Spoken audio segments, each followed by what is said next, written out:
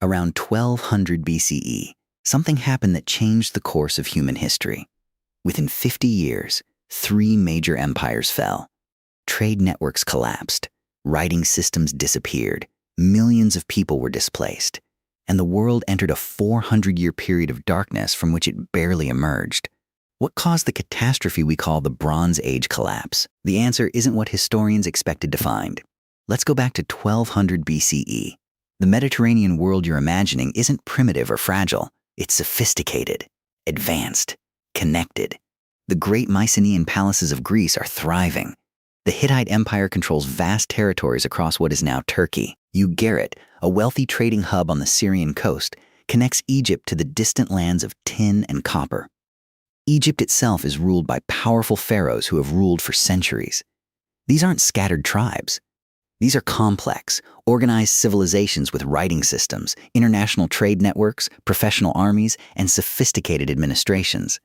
But here's what's remarkable. These civilizations are all connected. Trade goods flow constantly between them. Diplomatic correspondence passes between rulers. Soldiers from one region fight in another. A disruption in one place echoes across the entire network. This interconnectedness is their strength. It's also their greatest vulnerability. Then, within the span of just 50 years, everything changes. It starts with the Mycenaean palaces. Around 1200 BCE, many of these grand centers of Greek civilization are destroyed. Some violently, some peacefully abandoned, but destroyed nonetheless. Linear B, their writing system, vanishes. And it won't return to Greece for nearly 400 years. The Hittite Empire, one of the great powers of the ancient world, collapses completely. The city of Ugarit, that crucial trading hub, is destroyed in what appears to be a violent assault. Egypt, still powerful, is severely weakened. Cities across the Levant are abandoned. Trade routes that carried goods across continents simply stop. For centuries, historians were confused. They had evidence of destruction, of abandonment, of economic collapse. But where was the obvious culprit? Then, they found something in Egyptian temple inscriptions, records of invaders from the sea. Pharaoh Ramesses III left detailed accounts of his military victories against what he called the Sea Peoples, mysterious raiders from the north, attacking from the water. This seemed like an answer. Perhaps these Sea Peoples had invaded and destroyed the Bronze Age world. But there's a problem with this explanation. If the Sea Peoples were invaders who destroyed civilization, where did they come from so suddenly? And more importantly, if they were powerful enough to destroy multiple empires, why couldn't they establish their own lasting empire? Archaeological evidence suggests something more complicated. The Sea Peoples appear in the written record suddenly, almost as if they appeared from nowhere. Some scholars now believe they weren't invaders at all, but refugees. People fleeing some catastrophe of their own, seeking new lands to settle. But if they were refugees, what were they fleeing from? That's when historians started looking at climate data. Ice cores from Greenland tell a story written in volcanic ash. Around 1200 BCE, there are traces of major volcanic eruptions, the kind of eruptions that send ash into the atmosphere and change climate. Tree rings from that period show something dramatic, narrower rings indicating reduced growth. In simple terms, there was less rain. Crops failed. Scientists have found evidence of famine in the Mediterranean region during this exact period.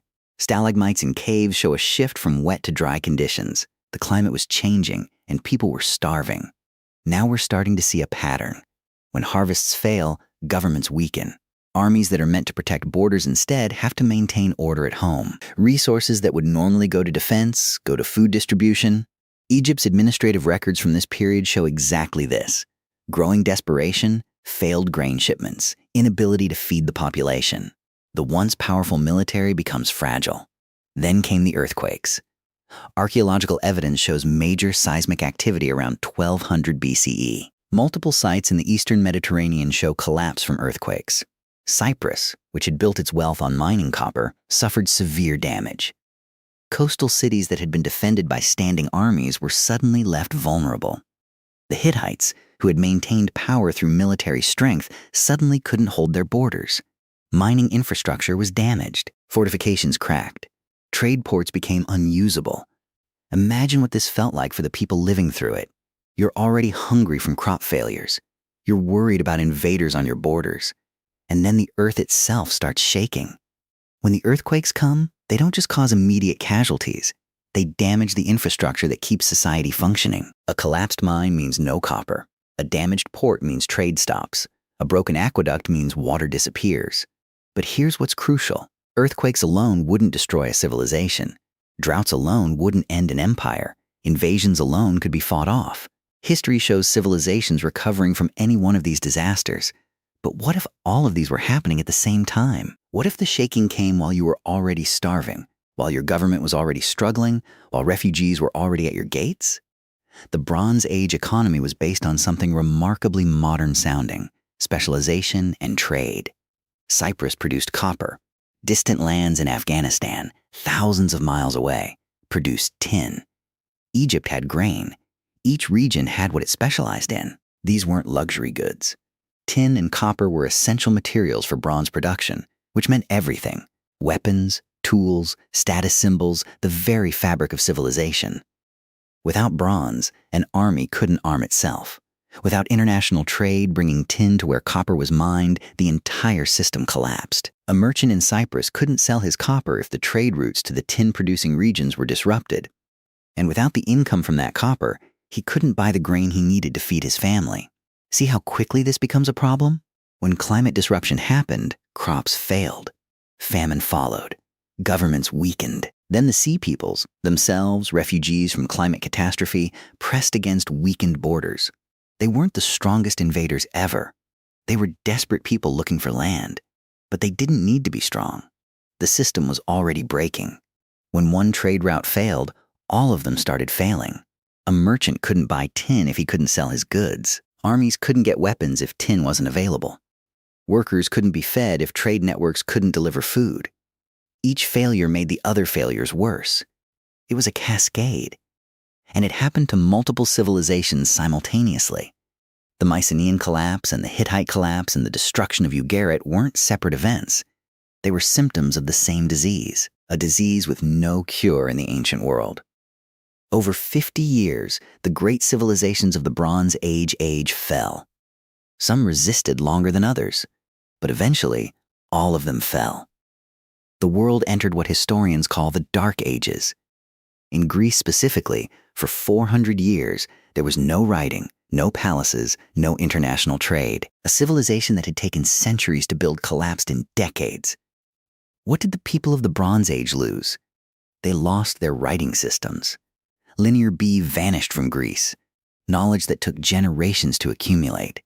How to organize governments, how to manage trade, how to build grand structures, simply disappeared. It took centuries to recover. They lost cities. Population centers that had been settled for thousands of years were abandoned, some never to be reoccupied. Palaces that had stood for generations were destroyed and left as ruins. They lost stability. Millions of people were displaced, seeking safety and food, with nowhere to go because everywhere was collapsing simultaneously. Trade routes that had connected the world were severed. Knowledge of distant lands was lost. And the crucial thing is this: no single civilization could fix it. The Hittites couldn't defeat the Sea Peoples because they didn't have enough food to feed their army or resources to maintain their borders.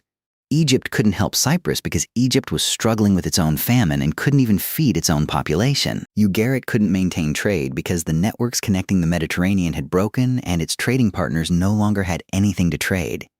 Each civilization was depending on the others, and when one system began to fail, it pulled all the others down with it.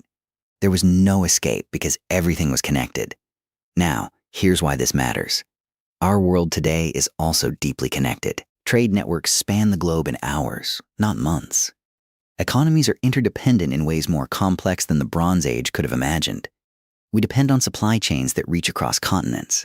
A disruption in one factory in one country affects markets thousands of miles away.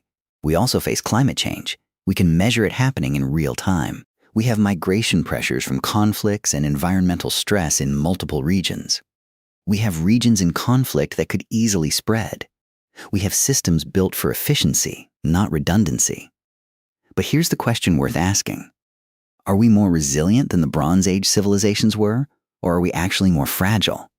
They had simpler systems that could break. We have complex systems that can cascade. The Bronze Age societies had a significant advantage. They didn't depend on complex electricity grids, on just-in-time manufacturing, on digital systems that can fail instantly.